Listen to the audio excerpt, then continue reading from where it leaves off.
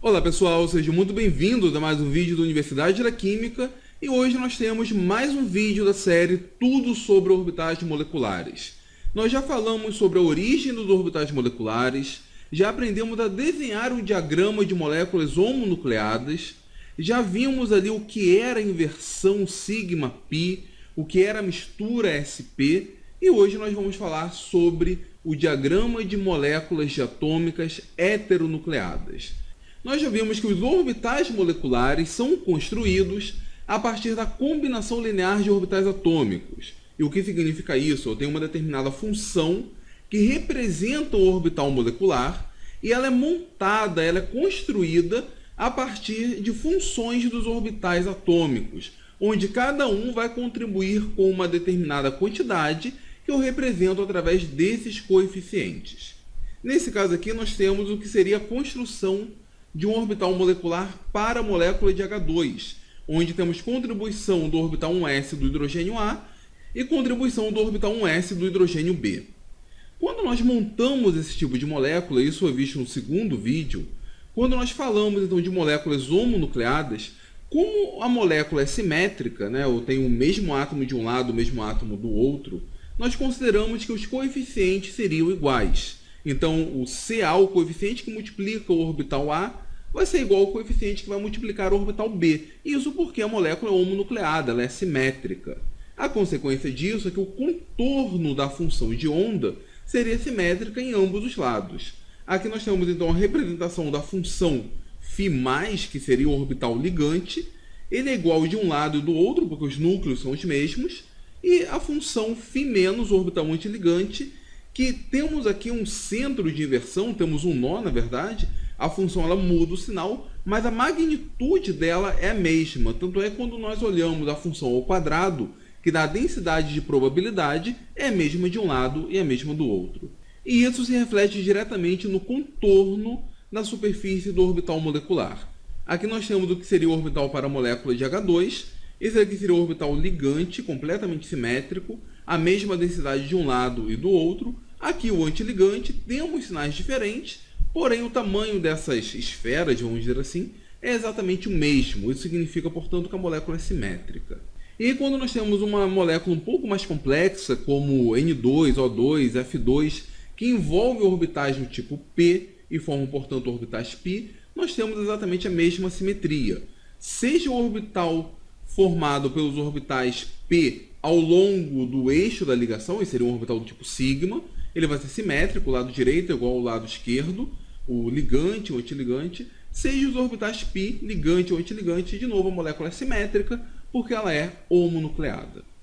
A coisa muda de figura quando eu tenho uma molécula heteronucleada. Nesse caso, os átomos são diferentes. E aí, o que nós havíamos considerado que seria o orbital ligante, o orbital molecular ligante, como tendo essa expressão, e aí nós fizemos o coeficiente A igual ao coeficiente B, e no caso do orbital molecular antiligante, seria o coeficiente Ca' igual menos Cb'. Quando nós consideramos uma molécula heteronucleada, esses coeficientes são diferentes, porque os átomos são diferentes. E eles contribuem de forma diferente para a construção dos orbitais moleculares. Nesse caso, então, o orbital molecular ligante deveria ter essa expressão, nós não podemos igualar o Ca com o Cb, e a mesma coisa o orbital molecular antiligante deve ter essa expressão. Essa é a principal diferença na hora de tratarmos uma molécula homonucleada e uma heteronucleada. E a partir daí nós temos algumas consequências. A primeira delas diz respeito ao contorno do orbital. No caso anterior, para moléculas homonucleadas, o orbital molecular seria simétrico. Nesse caso não, porque cada átomo vai contribuir de forma diferente para a construção do orbital molecular. Vamos ver aqui um exemplo. Esses são os orbitais moleculares do H2, uma molécula homonucleada, e esses seriam os orbitais equivalentes de uma molécula heteronucleada, o CO, por exemplo. Percebam a assimetria.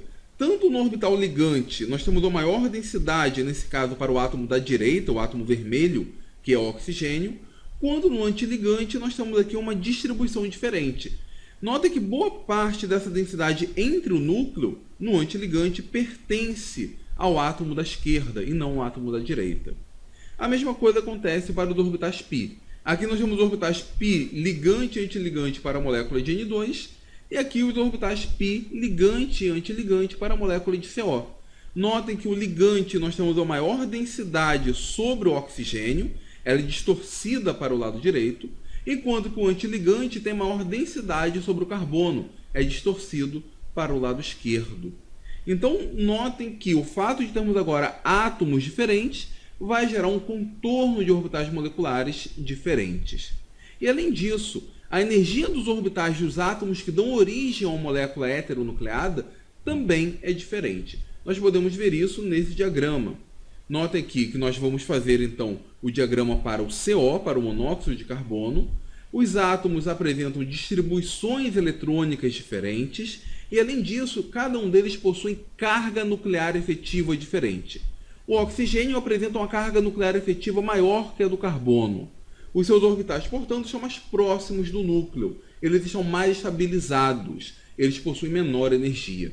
Então, na hora de desenhar o diagrama, quando nós colocamos orbitais atômicos em um eixo de energia, aquele átomo que tiver maior carga nuclear efetiva, vale também falar o átomo mais eletronegativo, mas o correto seria aquele com maior carga nuclear efetiva, terá seus orbitais no nível mais baixo de energia. Nós teremos, portanto, um desnível dos orbitais do carbono em relação do oxigênio, e nesse caso o oxigênio vai ficar mais baixo. É diferente de uma molécula homonucleada, que os átomos são iguais e a energia dos orbitais atômicos será a mesma. Isso daqui vai influenciar também na energia dos orbitais moleculares formados. Nesse caso, nós vamos representar o diagrama simplificado. Temos aqui apenas os orbitais 2s e 2p, não estou considerando o orbital 1s, e vamos montar então o diagrama de orbitais moleculares. Primeiro, vamos considerar a interação, a combinação entre o orbital 2s do carbono e o 2s do oxigênio. A interação vai ser mais forte entre esses orbitais, afinal eles não têm a mesma energia, porém têm energia mais próxima. Os orbitais formados nesse caso vão ser esse, um com característica ligante e o outro com característica antiligante. Antônio, mas o orbital antiligante não tem que ter maior energia do que os orbitais que o deram origem? Sim. O problema é que aqui também existe aquela questão da interação sp, também existe a mistura sp. Então o orbital original deveria ter maior energia do que o orbital atômico do carbono, porém ele acaba interagindo com o orbital sigma formado pelo orbital p do carbono e o orbital p do oxigênio. Então, dessa nova mistura, nós teremos que a energia desse orbital aqui vai ser mais baixa, enquanto que a energia formada pelos orbitais p vai ser mais alta. E diga-se de passagem, como aqui tem mistura sp, esse orbital, que é formado essencialmente pelo orbital p do carbono e p do oxigênio, tem uma contribuição do orbital s do carbono e orbital s do oxigênio. É o mesmo caso do cruzamento sigma-π. Então vamos continuar. Nós temos então, na verdade, uma cama de gato nesse caso. Por quê? Esse orbital aqui é o orbital sigma ligante, formado pelo orbital p do carbono, p do oxigênio. Esse aqui é o orbital sigma antiligante. No entanto, todos esses orbitais sigma têm contribuição do orbital s e do orbital p. Formamos então essa cama de gato, e a explicação para isso está na aula passada, está na terceira aula da série Tudo sobre orbitais moleculares. E aí, pessoal, a parte mais importante dessa diferença de energia é que o orbital molecular que tiver energia mais próxima a um determinado orbital atômico, ele terá uma cara mais parecida com esse orbital atômico. O que eu quero dizer com isso? Esse orbital molecular, em termos de níveis de energia, tem energia mais próxima do orbital s do oxigênio. Então ele vai ser um orbital do tipo sigma ligante, só que a maior densidade vai estar sobre o oxigênio. Então ele acaba sendo distorcido no sentido do oxigênio. Agora, esse orbital de caráter antiligante tem sua energia mais próxima ao orbital s do carbono. Então ele vai ser um orbital sigma antiligante, porém distorcido no sentido do carbono. E com isso a gente consegue perceber então por que a densidade eletrônica entre os núcleos tem uma maior contribuição do carbono. Esse daqui vai ser um orbital sigma formado pelo orbital p do carbono e do oxigênio.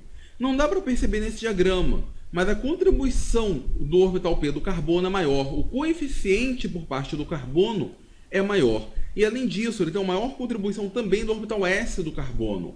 Então também vai ser um orbital sigma distorcido no sentido do carbono. Ele é ligante, tem densidade eletrônica entre o núcleo do carbono e do oxigênio. No entanto, a gente consegue perceber que tem uma maior densidade do lado do carbono do que do oxigênio. A mesma coisa vai acontecer com esse orbital sigma antiligante. Ele vai ser antiligante, tem energia mais próxima do orbital P do carbono, ele tem uma característica maior do carbono, ele é distorcido também no sentido do carbono. Bom, essa então é a distribuição dos orbitais. Essa então é a distribuição dos orbitais sigma.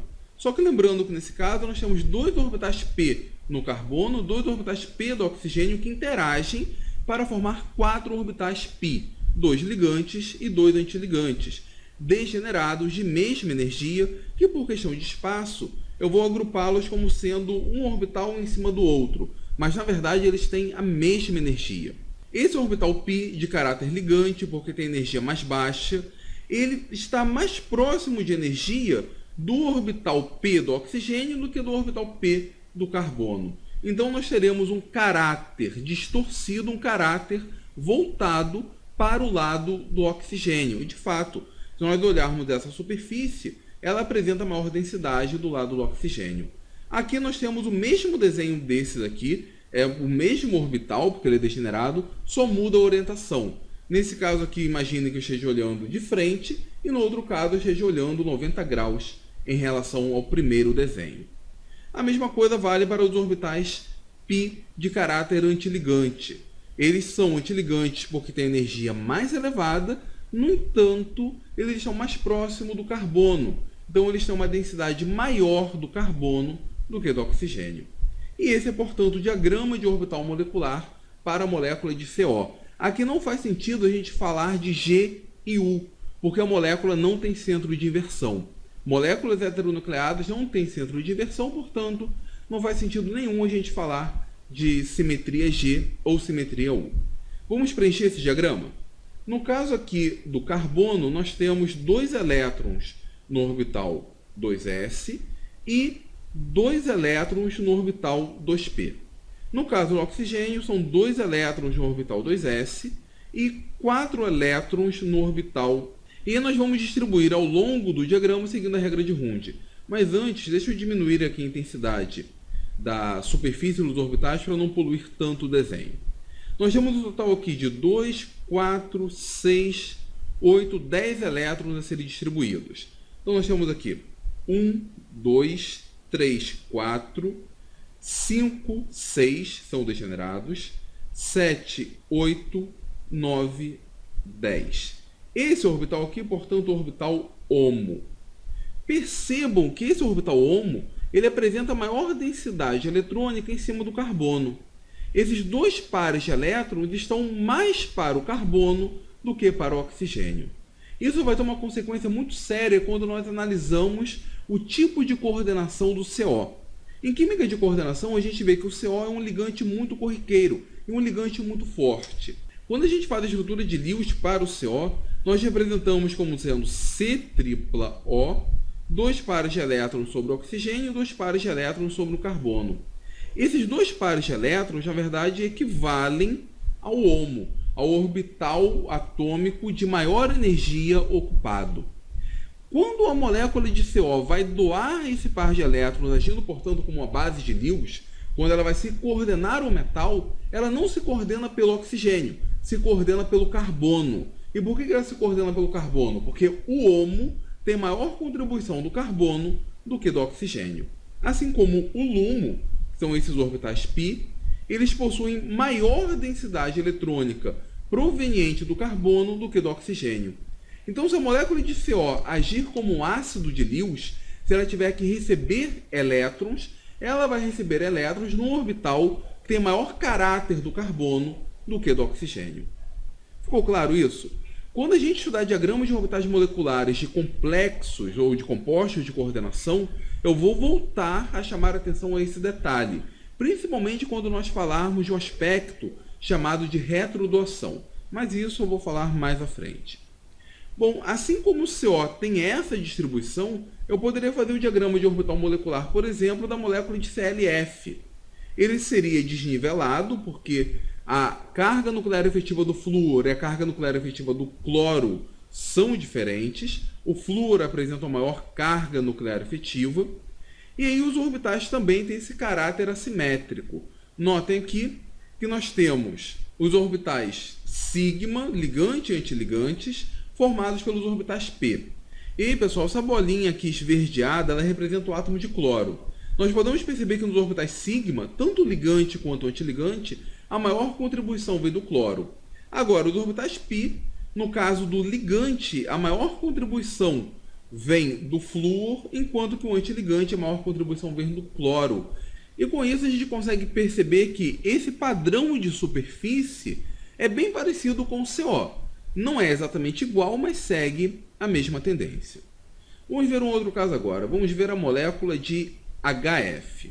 HF é bem interessante porque o hidrogênio tem apenas um orbital com um elétron, o F tem mais orbitais. Aqui nós não temos uma relação 1 para 1. Como que vai ficar o diagrama nesse caso? Vamos colocar aqui então o eixo de energia.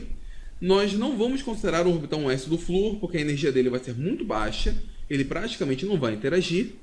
Aqui nós temos o orbital 2s, que praticamente não interage com o orbital 1s do hidrogênio. A interação do orbital 1s do hidrogênio vai ser essencialmente com o orbital 2p de simetria adequada do flúor. Nós teremos então nesse caso um orbital sigma, porém um orbital sigma com contribuição s do hidrogênio e contribuição p do flúor. Na hora de montar então o diagrama, nós temos esse orbital molecular que não tem características nenhuma do hidrogênio, ou praticamente nenhuma. Ele é essencialmente o orbital 2s do flúor. E nós teremos o orbital sigma de característica ligante, formado pelo orbital s do hidrogênio e p do flúor, e o orbital sigma antiligante. Além disso, nós temos esses dois orbitais do flúor que não tem com quem interagir. Então nós repetimos ele aqui, ele tem essencialmente a mesma energia e tem a mesma cara do orbital p do flúor. Aqui nós podemos observar a sua densidade eletrônica, que é a mesma do orbital p. Esse orbital que não interage, não é nem ligante nem antiligante, esses dois, e esse aqui também, nós chamamos de orbitais não ligantes. E um orbital não ligante, ele é um orbital molecular com caráter essencialmente atômico. Porque nesse caso nós temos o orbital molecular, que é o orbital p do flúor. Ou aqui seria um orbital molecular, que é o orbital s do flúor. E ele, por causa disso, não participa efetivamente da ligação. Na hora de calcular a ordem de ligação, por exemplo, eu não levo em conta os orbitais não ligantes. Apenas orbitais ligantes e antiligantes.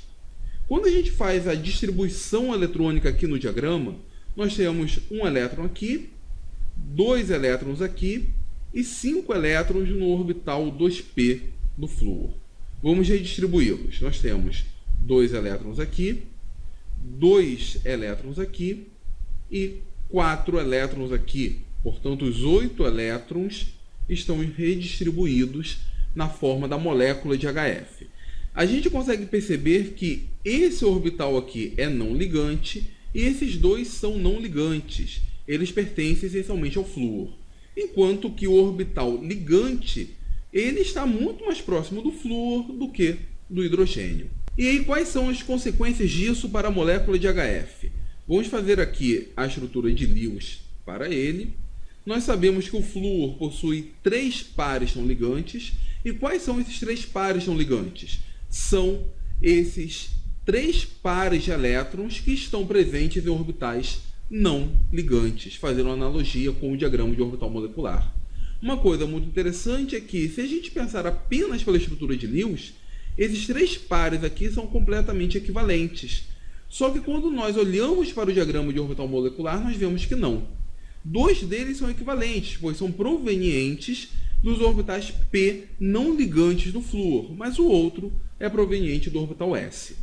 E além disso, o fato do orbital ligante estar mais próximo do flúor, nós podemos dizer que a densidade eletrônica está mais próxima do átomo de flúor, portanto ele tem uma carga parcial negativa maior sobre ele, enquanto que o hidrogênio vai ter uma carga parcial positiva. E na possibilidade de quebrar essa ligação, o hidrogênio vai perder porque ele não contribui praticamente nada com esse orbital. Na verdade ele contribui, mas contribui bem menos que o flúor. Então, quebrando a ligação, nós teremos H+, o hidrogênio perdeu o seu elétron, e o flúor na forma de fluoreto, de F-. A gente consegue, então, associar essas propriedades conhecidas de uma molécula com o diagrama de orbital molecular. E aí, pessoal, para finalizar, vamos olhar o diagrama de orbital molecular para o que seria um composto iônico. Vamos tentar desenhar um diagrama para a molécula, não molécula, né? Na verdade, para o fluoreto de lítio, e vamos tratá-la como se fosse uma molécula. Nós temos uma diferença de carga nuclear efetiva muito grande entre um metal e um ametal, principalmente se esse ametal for o flúor. Então, essa diferença energética entre o orbital atômico do lítio e o orbital atômico do flúor é muito maior do que do hidrogênio com o flúor. Aqui nós temos uma molécula polar, devido a essa diferença de energia.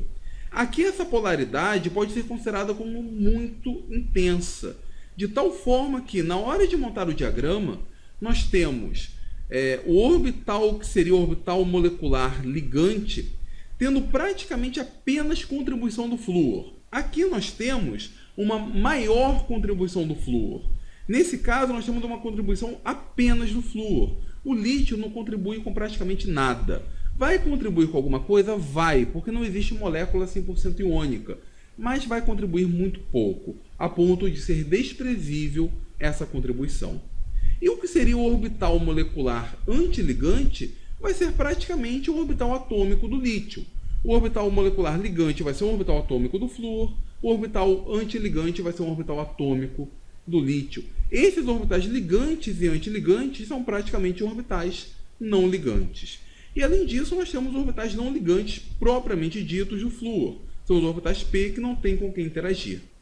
Na hora de fazer a distribuição nesse caso, nós vamos ter aqui em cima um elétron, aqui nós vamos ter 5, só que esses 6 elétrons vão ficar apenas nesses orbitais que têm caráter apenas do flúor.